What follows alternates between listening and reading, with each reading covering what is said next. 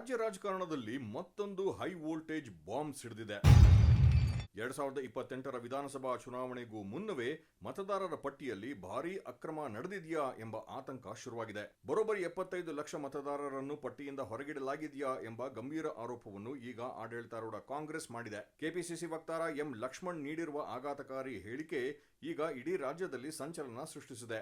June 20ರ ನಂತರ ನಡೆಯಲಿರುವ ಮತದಾರರ ಪಟ್ಟಿ ತೀವ್ರ ಪರಿಷ್ಕರಣೆ ಅಂದರೆ SIRಗೂ ಮುನ್ನ ನಡೆದಿರುವ ಮ್ಯಾಪಿಂಗ್ನಲ್ಲಿ ಭಾರೀ ಸಂಚು ನಡೆದಿದೆ. ಈ ಮೂಲಕ ಬಿಜೆಪಿ ಮತ್ತು ಚುನಾವಣಾ ಆಯೋಗ ಜಂಟಿಯಾಗಿ ಕಾಂಗ್ರೆಸ್ ಮತದಾರರನ್ನು ಟಾರ್ಗೆಟ್ ಮಾಡುತ್ತಿವೆ ಎಂದು ಅವರು ನೇರ ವಾಗ್ದಾಳಿ ನಡೆಸಿದ್ದಾರೆ. ಸಾಫ್ಟ್ವೇರ್ ಬಳಸಿ ವಿಶ್ಲೇಷಣೆ ನಡೆಸಿದಾಗ ಸಿಕ್ಕಿರುವ ಮಾಹಿತಿ ನಿಜಕ್ಕೂ ಬೆಚ್ಚಿ ಬೀಳಿಸುವಂತಿದೆ. ಮೈಸೂರು ಜಿಲ್ಲೆಯೊಂದರಲ್ಲೇ 28 ಲಕ್ಷ ಮತದಾರರ ಪೈಕಿ 3.5 ಲಕ್ಷ ಜನರನ್ನು ಮ್ಯಾಪಿಂಗ್ನಿಂದ ಹೊರಗಿಡಲಾಗಿದೆ. ಚಾಮುಂಡೇಶ್ವರಿ ಕ್ಷೇತ್ರದಲ್ಲಿ 72,000 ಮತದಾರರನ್ನು ಹೊರಗಿಟ್ಟರೆ ನರಸಿಂಹರಾಜ ಕ್ಷೇತ್ರದಲ್ಲಿ 60,000 ಜನರಿಗೆ ಕೊಕ್ ನೀಡಲಾಗಿದೆ.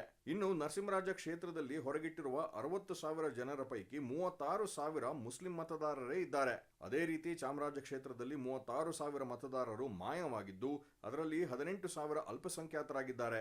ಇನ್ನು ಸ್ವತಃ ಮುಖ್ಯಮಂತ್ರಿ ಸಿದ್ದರಾಮಯ್ಯ ಅವರು ಪ್ರತಿನಿಧಿಸುವ ವರುಣಾ ಕ್ಷೇತ್ರದಲ್ಲೂ 23,000 ಮತದಾರರನ್ನು ಹೊರಗಿಟ್ಟಿರುವುದು ಭಾರೀ ಆತಂಕಕ್ಕೆ ಕಾರಣವಾಗಿದೆ. ಈ ಗಂಭೀರ ವಿಷಯದ ಬಗ್ಗೆ ಸ್ವತಃ ಮುಖ್ಯಮಂತ್ರಿಗಳೇ ಚಿಂತಿತರಾಗಿದ್ದು ಜಿಲ್ಲಾಧಿಕಾರಿಗಳು, ಉಪವಿಭಾಗಾಧಿಕಾರಿಗಳು ಮತ್ತು ತಹಶೀಲ್ದಾರ್ ಸಮಕ್ಷಮದಲ್ಲಿ ಗಂಟೆಗಟ್ಟಲೆ ಸಭೆ ನಡೆಸಿದ್ದಾರೆ. ಆದರೆ ಅಧಿಕಾರಿಗಳಿಂದ ಯಾವುದೇ ಸ್ಪಷ್ಟ ಮಾಹಿತಿ ಸಿಕ್ಕಿಲ್ಲ.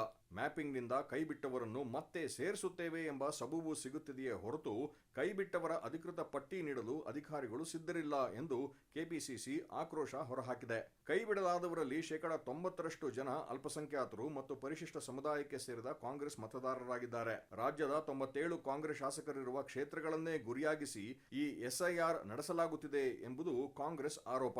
ರಾಜ್ಯದಲ್ಲಿ 60,000 ಮತಗಟ್ಟೆಗಳಿದ್ದರೂ ಕಾಂಗ್ರೆಸ್ನಿಂದ ಕೇವಲ 28,000 ಏಜೆಂಟ್ಗಳ ಪಟ್ಟಿಗೆ ಮಾತ್ರ ಆಯೋಗ ಅನುಮತಿ ನೀಡಿದೆ. ಇನ್ನುಳಿದ 30,000 ಏಜೆಂಟ್ಗಳ ಪಟ್ಟಿಗೆ ಅನುಮತಿ ನೀಡಿಲ್ಲ.